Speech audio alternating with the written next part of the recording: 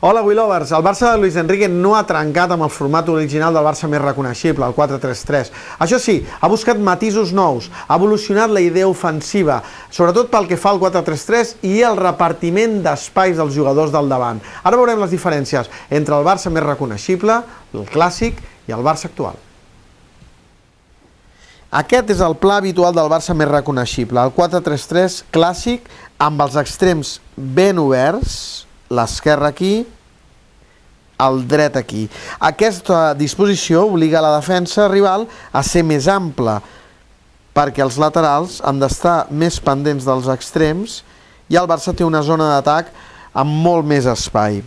Ells, sobretot, tenen menys ajudes entre defenses i això beneficia els duels individuals, aquest un contra un exterior, aquest un contra un exterior i, sobretot, quan el Barça aconsegueix que la pilota arribi a Messi, que Messi tingui un 1 contra 2 amb molt espai contra els centrals sense ajudes. Això és el que feia el Barça més clàssic. Ara veurem el que fa el Barça de Luis Enrique.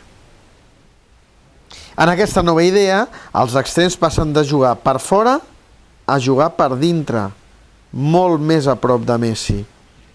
Això obliga que la defensa es tanqui per tenir 4 defenses per 3 davanters i tenir sempre una possible ajuda. Inconvenients pel Barça. Els defenses ara tenen les ajudes molt més pròximes i el Barça té molt menys espai pel desequilibri interior.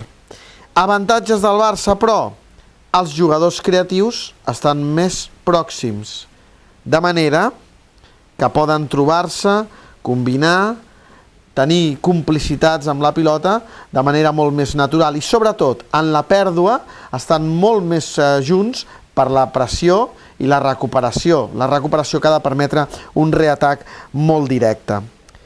Però, sobretot, el que canvia és la sorpresa exterior. Els carrils de fora queden alliberats i els laterals han d'intentar aprofitar-los per sorpresa. No hi ha defenses en aquesta zona. Si el Barça connecta ràpidament amb una passada cap a algun d'aquests laterals, la superioritat numèrica el Barça l'ha aconseguit per fora. Si aquesta primera passada no es produeix, el Barça també aconsegueix arrossegar a 2 extrems a la zona defensiva, 2 extrems que no estan preparats per defensar. El rival, a més, té una línia de 6 al darrere, el que provoca que si el Barça perd la pilota tingui molt poca sortida exterior i el Barça estigui molt més preparat per la pressió. Tot i que hagi demostrat que aquesta és la seva idea preferida en atac en aquest inici de temporada, no és la fórmula definitiva. Luis Enrique alternarà aquest 4-3-3 amb els jugadors per dintre amb l'altra fórmula més clàssica i fins i tot podria ser que canviés el dibuix en algun moment. El Barça ha aconseguit amb Luis Enrique enriquir l'essència ofensiva del pla original. Ens retrobarem aquí per continuar parlant del que doni el Barça i el futbol. Fins la pròxima.